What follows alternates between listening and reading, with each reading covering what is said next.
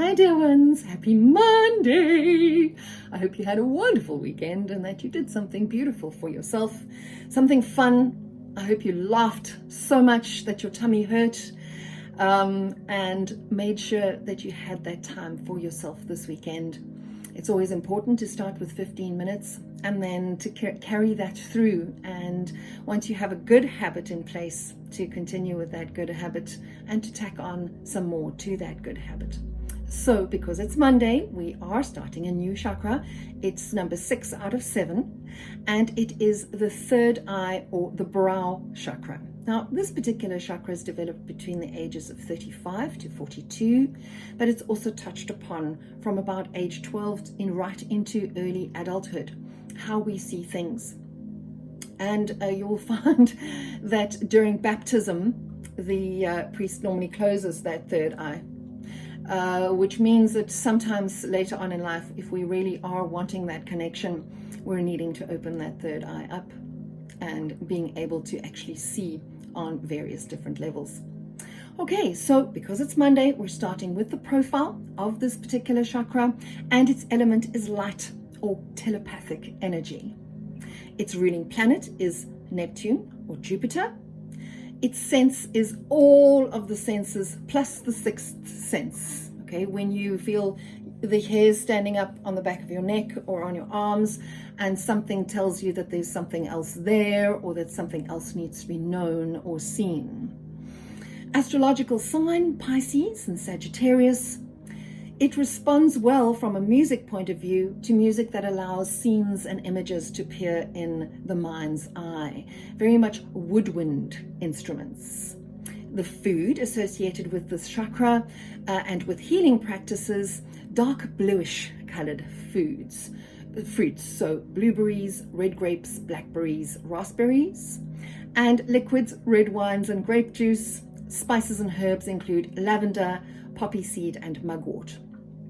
Now, the essential oils which will help in either your infuser or in your bath for healing practices include hyacinth, violet, rose geranium, pine, juniper, basil, jasmine, rosemary, patchouli, cedarwood, camphor, vanilla, and lavender. The crystals also that you can use or support your healing, amethyst, purple apatite, A-P-A-T-I-T-E, not appetite. Azurite, which I have shown you before. I've got a beautiful piece of that. It's one of my favorite pieces. Calcite, sapphire, fluorite, lapis lazuli, sugilite, and moss agate. Its Sanskrit name is Anja, which means to perceive and command. Its purpose is pattern recognition, a sign of intelligence, and of course its life lesson is emotional intelligence, or EQ. Many of us only start exploring our emotional intelligence at this age, which is actually quite a shame, because during the earlier years of development, 12 until early adulthood, very often that's when our sort of first little puppy loves start appearing in our lives. And it's those relationships that we very, very often set the tone or set the template for our emotional intelligence if we have not developed it throughout the ages. So emotional intelligence is something that's quite important, and many of us can actually become quite stuck in emotional intelligence from a very, very young age, and not able to then, by the time we're 35 to 42, be able to have relationships that are filled with emotional intelligence. Please do read up a little bit more about emotional intelligence if this does not resonate with you, or even if it does. Also, the age where a lot of midlife crises happen because people are seeing life differently. And people are also understanding that perhaps the ideas that they had previously of their expectations of life, their roles and responsibilities of various different genders, or what a man does, what a woman does, what a wife does, what a husband does in a particular relationship, makes that big understanding and and that's where you have that midlife crisis, where all of a sudden a lot of people throw up their hands and say, this life that I'm living that was expected of me feels like a cage, and I need to be able to spread my wings and be able to be seen for who I really and truly am. But it also means that you're discovering who you really and truly are, and what to keep a hold of with regards to your beliefs and what to discard. So the color for this particular chakra is indigo. Its location is here in the forehead, on the brow, the carotid plexus, or the third eye area. And its endocrine gland is the pituitary gland, which governs all of our hormones. Identity, archetypal. Its orientation is self-reflection, to know yourself. Now, of course, we've already spoken about knowing ourselves and being able to love ourselves and respect ourselves, and really and truly to know and understand who we are, why we are who we are, and how we would like to change because certain things no longer serve us and our highest and greatest good.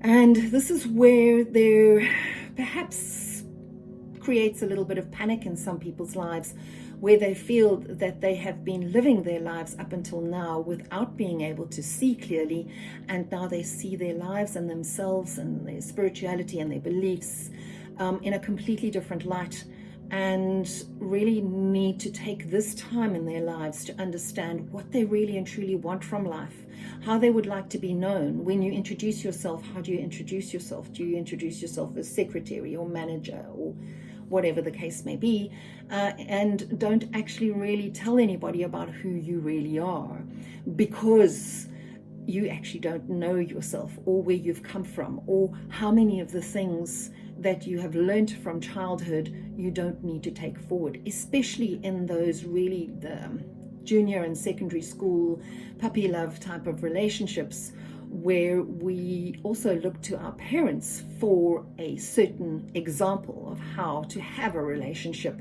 and what their beliefs are.